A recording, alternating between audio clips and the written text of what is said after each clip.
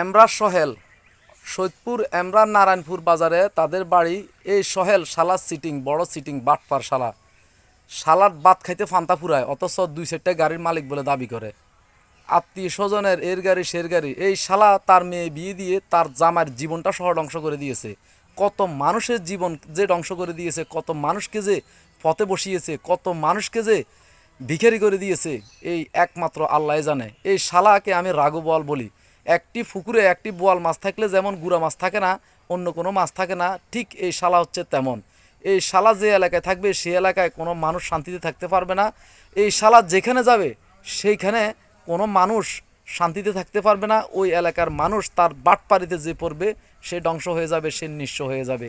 এই শালাকে শালা বললে কমে হয়, তাকে সিটিং বাটফার বললেও আমার মনে হয় কম হয়। কেননা তাকে যদি এর উপরে কিছু থাকতো, এর উপরে কিছু আমার জানা নাই, যদি থাকে ওইটা বলার দরকার। ওইটা বললেই তারপরে তার ঠিক হইতো।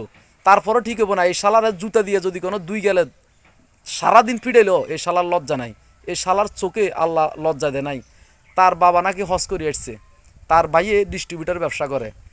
এই শালা যে যে তাকে জন্ম দিছে সে সে হজ করে এসছে, হজ করে এসে লাভ হইব কি? কারণ সন্তান তো সিটিং হাজার হাজার মানুষের জীবন ধ্বংস করে দিতেছে, হাজার হাজার মানুষের জীবন পথে বসিয়ে দিতেছে, হাজার হাজার মানুষ তার কারণে স্ট্রোক করে মারা যাইতেছে। তে একজন মার্ডারি, তে একজন খুনি।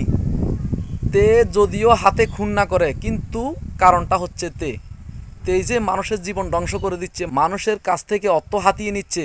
এই কারণে লোকটি আত্মহত্যা করতেছে অথবা এই লোকটি স্টক করতেছে। এই শালাকে খুনি বলা দরকার।